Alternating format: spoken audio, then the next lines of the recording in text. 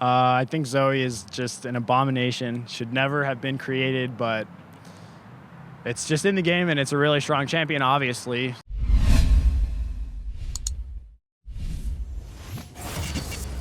Well, it's the 7th week of NALCS. I'm joined right now by Dardoch from Equifox with coverage presented by Omni / talk a little bit about their crazy match against TSM just now that ended with a base race. Maybe you can talk me through those final moments because I think Ovly asked Hooney what were the last final moments were like, and he just said, I killed their Nexus. So maybe you can provide a little more context on what was going on there at the end.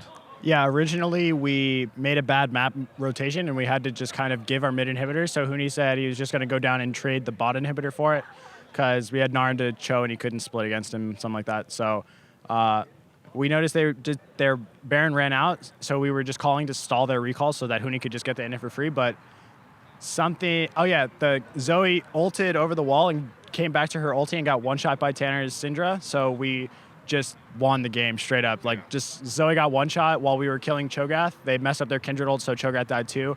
And they essentially just wasted all their cooldowns while two people still died. So we just teleported in their base and stalled the recalls because they only had 3 people left. So yeah. Yeah, because a lot of people would be looking at that and be like, oh man, Equifox, they're so smart. Like, they knew that they could stop them and get the split push going. But I don't know how much of it was like happenstance from getting cut out versus how much of it was like super planned. It's more like a knee-jerk reaction to us messing up, so we had to answer the inhib, and then just because they made a really big mistake, we were able to end off of it. So it's just like they probably shouldn't have stayed that long for the mid inhib, but I mean, it's just obviously just in the heat of the moment, it's really hard to make those kind of decisions. So yeah. And what was it like for you guys when you realized you just won the game? Because a lot of people, I think, that game looked pretty solid in TSM's hands for a while. Yeah, our comms were kind of calm, and we were just like, okay, we're hitting Cho, you're still fine bottom, that kind of stuff. And it was like, no one's backing, we don't see like this guy. And then as soon as Zoe got one shot, everyone just starts screaming, go, go, go, go, go, go, go. And it's like, and Lawrence is like, I'm TPing in the base, and I'm just like, okay, I'm killing myself trying to stop as many recalls as possible. And then we just won seconds later. That sounds good to hear for Equifox fans, probably, because it sounds like the opportunity, the window opened with a Zoe death, and everyone knew exactly what to do. That wasn't like, should I go in or whatever? Everybody was like, I'm TPing, I'm going in, I'm doing this. It sounds pretty good for Equifox fans. Yeah, I mean, when a very big carry in the game like Zoe, who is like kind of shafting us the whole game, just randomly dies to one spell, it's kind of obvious that we're going to go forward. But yeah, in general, I think our communication as a team is really good. I think our team coordination is really good. I just think that we genuinely do not make the best decisions. Well, do you think that any team right now genuinely makes the best decisions? No, I don't think a lot of teams are on the right path necessarily, but I do genuinely feel like we are improving every day, and in scrims, our practice has been more efficient than ever, and yeah, it's a pretty good trajectory for Equifox, at least.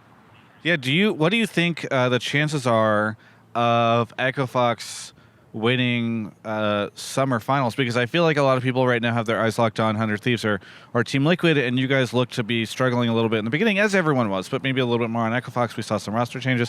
What do you think Equifox's chances are moving forward? I wouldn't say we're going to be necessarily the favorite, just because our showings in LCS have been pretty like coin flippy. Like, we could have lost any of the games we played this weekend, but luckily we 2-0'd. You know, you can assess it to whatever. Like, maybe we have a clutch factor when it matters, that we play the game a little better in the later stages. But in my opinion, I think we're just a really loose team, and we do like to even try stuff on stage, where I mean, some people are really scared of the try word on stage, but we do test a lot of stuff on stage, and we do play, in my opinion, just pretty dumb sometimes. So I think over the next 4 weeks, we did get a roster change, but I wouldn't say that the roster change is why we play stupid. Sure. I think me especially I've been making a lot of mistakes, especially that have hindered the team as of recently since the roster change, but our whole team dynamic kind of switched. So I think in 4 weeks' time, we'll easily be, I mean, we should be one of the favorites for playoffs. I do think we can win the split easily. What do you think? Because it was funny, I went into the Reddit thread and everyone was just like, it's so good to see Zoe lose. It's so good to see Zoe lose. You mentioned that Zoe was kind of harassing you that whole game. What do you think of Zoe and also the fact that she lost today? I think Zoe is just an abomination. Should never have been created, but it's just in the game, and it's a really strong champion, obviously. So, I mean, to me, it is just a nuisance, but as jungle, I am like one of the roles who can kind of counter Zoe with like gank pressure or something, but in my opinion, she's just a really obnoxious champion that probably should just get nerfed out of the meta, because if the player plays well on it, in my opinion, there's not much counterplay, and it is a bit overtuned in my opinion. But yeah, that's just my take on Zoe. Apparently, I think she has a lot of winnable matchups, at least at the competitive level, but at least for a general like solo queue standpoint, Zoe is obviously very unfun. Yeah. Looking around right now before I ask this question. I'll wait until he passes. I'm curious about your take on Grig, but I don't want to ask you while he's walking by. That's very awkward. Let's talk about Actually, I'm curious about, because I've been pulling all the pros about this, the question about Worlds, because they've changed the Worlds format this year. It used to be week 1 groups. You had like 4 days, then you had like a 2, 3, 4 day break. Then you had another 4 days. Now it is 8 days straight with a 2-day break before quarterfinals, which is also a little shorter, I think, than normal. What is your take on sort of the change there? Do you think that's better for North America? Do you like the idea of playing 8 games straight, or to 8 days straight? Well, you get a couple days off, but you get my point. I think the change more so makes adaptation throughout the tournament a lot harder.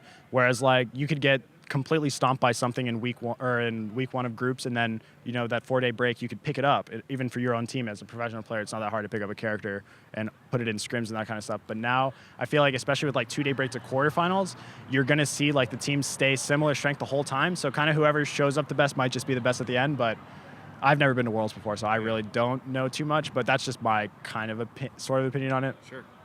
And now asking about Grig.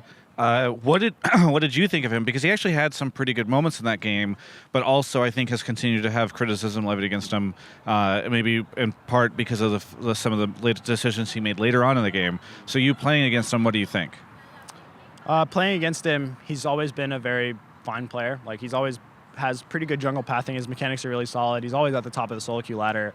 And me and him have kind of like been parallel in like times in our career. We kind of went pro at the same time, played in Challenger Series along each other, and then I went to LCS, and he had his little debuts in LCS on his way up to TSM. I think he's a fine player, and playing versus him was, my matchup is just not super favorable, but overall he had a really good early game, and he was pretty fed that game. I think he itemized a little too defensively. Yeah. He went like QSS Ninja Tabby first item, and then into Guardian Angel after Black Cleaver, but you're playing Kindred with ulti into Nocturne, so I don't really think he needs to be that scared. But that's really the only criticism I would give him.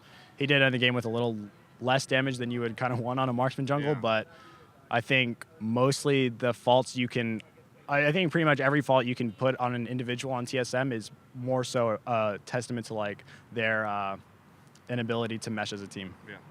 Yeah, because that was you mentioned the damage thing. That was one thing that Jat was calling out, was that he said that despite having so many kills in the beginning, Grig seemed to, he had less damage at the end of the game than everybody on Echo Fox, including Smoothie. Including me as well. Yes, including you. So it's an interesting decision, but you feel like he should have itemized more damage.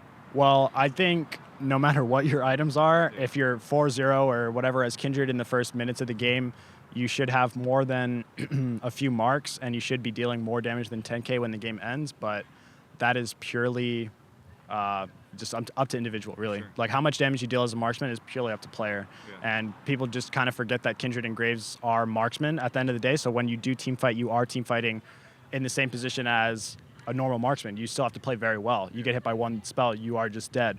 So I think maybe that got in his head or something, and that's why he bought so many defensive items. I can't really speak to his thought process, but in my opinion, he's a little too defensive. Yeah.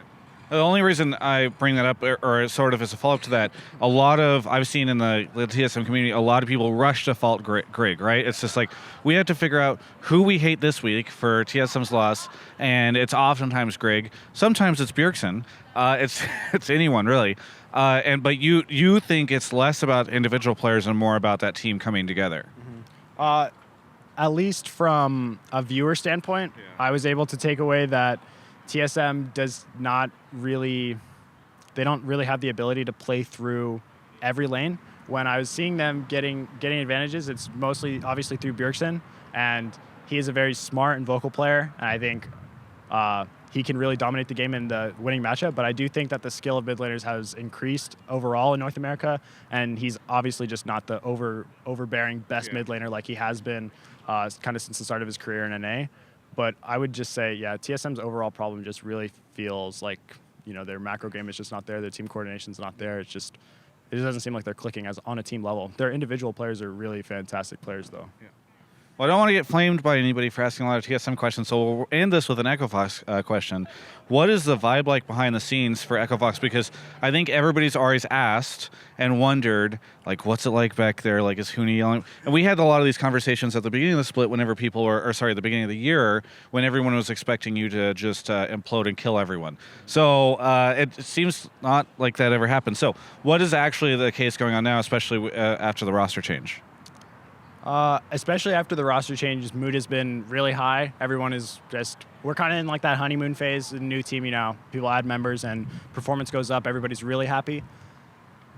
But overall for, EchoFox, everything, we have a really good upward trajectory right now, in my opinion. I think we're just going to keep our heads down and keep practicing. And I think we should be like the dark horse for playoffs this split, for sure. Thank you so much, Dardoch, for the interview. For everyone, actually, you got anything you want to say to anybody out there? Thanks to all the fans of EchoFox. Sorry we've been inting a little bit on stage. Glad we got a 2-0 this week, but we're just going to keep trying to improve, and hopefully by playoffs we'll be able to win. Again, thank you so much for the interview. For everyone else, you can check out the rest of my coverage of all things esports right here on my YouTube channel. Hey everybody, thank you for supporting Travis Gafford's content. If you like his stuff, please like, subscribe, and comment on YouTube. And also make sure to subscribe to him on Twitch because he needs the money, twitch.tv/Travis Gafford. And thank you to Omni/ for sponsoring him and making sure he has a home.